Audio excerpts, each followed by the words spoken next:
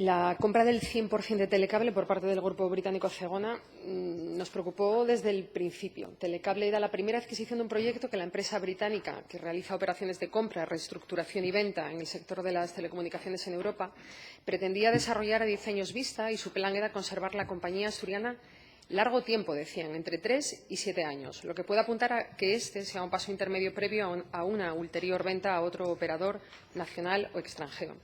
Estas manifestaciones provocan, sin duda, incertidumbre en el medio plazo. Y este es tan solo el último capítulo en la historia de una empresa que representa como pocas lo que ha pasado en Asturias en las últimas décadas. Desgraciadamente, detrás de la mayor parte de los fondos de inversión se esconden caras demasiado habituales en el aprovechamiento de recursos públicos a través de redes de contactos políticos, así como en el desmantelamiento de empresas que en su día fueron rentables y que posteriormente son descapitalizadas a través de jugosos dividendos a este tipo de accionistas. Telecable nació como un proyecto con vocación de servicio público y ha recibido numerosas subvenciones públicas desde la década de los 90.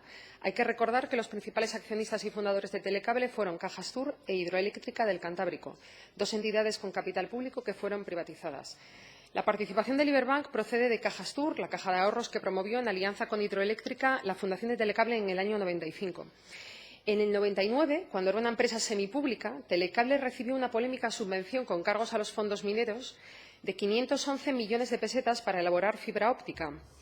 El secretario de Estado de Energía en la época, José Manuel Serra Peris, reconocía que la subvención era única. Decía que, pese a que la norma en vigor prohibía las ayudas a las empresas de servicios, de hecho, ninguna otra empresa del sector había solicitado ayudas similares para su actividad, él calificaba aquello de prueba de transparencia el hecho de que el día antes de que saltara a la opinión pública la polémica subvención, Industria presentara a los sindicatos un proyecto para modificar una orden ministerial de marzo del 98 referida a los fondos mineros, que prohibía expresamente subvencionar los proyectos empresariales del sector servicios.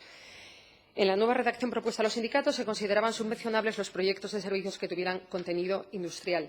El que era director general del Consejo de Administración, Juan Cofiño, fue diputado autonómico con el PSOE durante 20 años, consejero del Gobierno de Trevín y uno de los apoyos de Javier Fernández cuando éste se aupó en el año 2000 a la Secretaría General.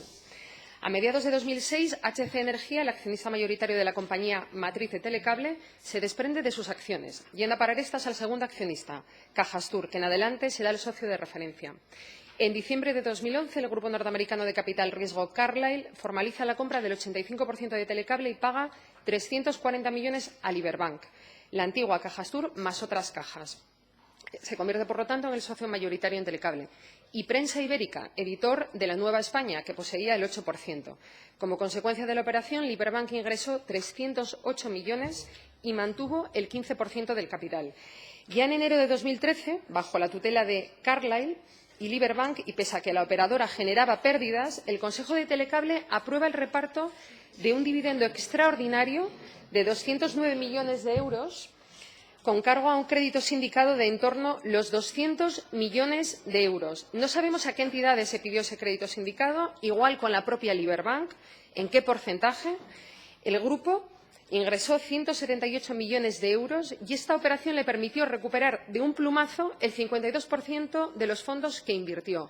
Los restantes 31 fueron para Liberbank.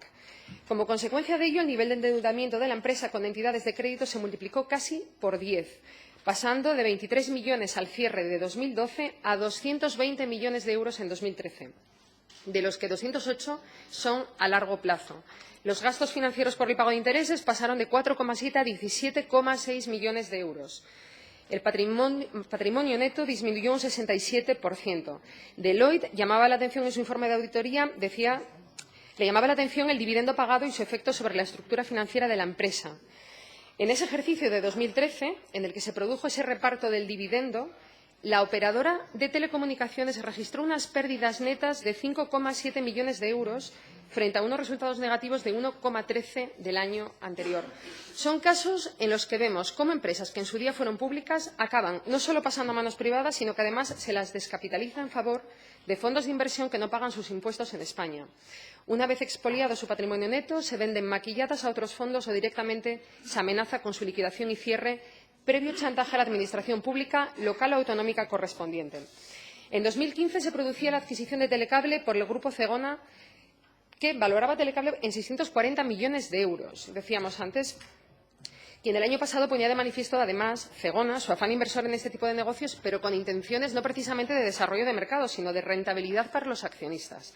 Consideran plazos de rentabilidad demasiado cortos para políticas de marca y de mercados sostenibles en términos de vida laboral de sus trabajadores, comunicando plazos de entre 3 y 7 años para la desinversión.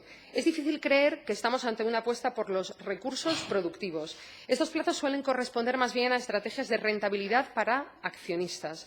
Una apuesta en la economía real para generar realmente valor añadido en el territorio receptor de la inversión, es decir, en Asturias, tendría el foco puesto en la generación de sinergias con otras compañías del grupo, la consolidación y el posicionamiento estratégico de marcas, la fidelización de segmentos, la explotación de nuevos nichos de mercado, etcétera.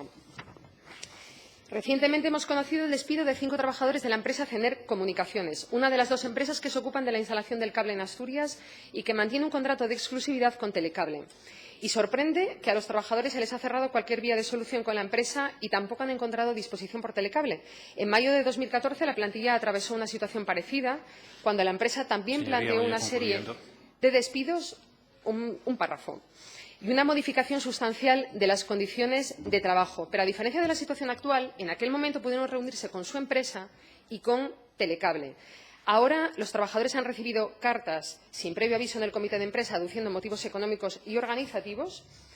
La empresa ha emprendido una serie de paros, de huelga, y la empresa, insisto, y Telecable no han acudido a ninguna de las reuniones planteadas por la plantilla.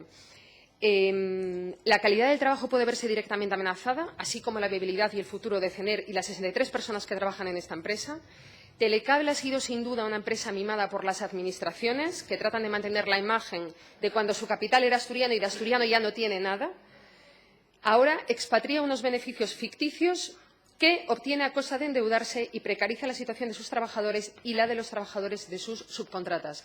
Queremos saber cuál es la posición del Gobierno a este respecto. Gracias.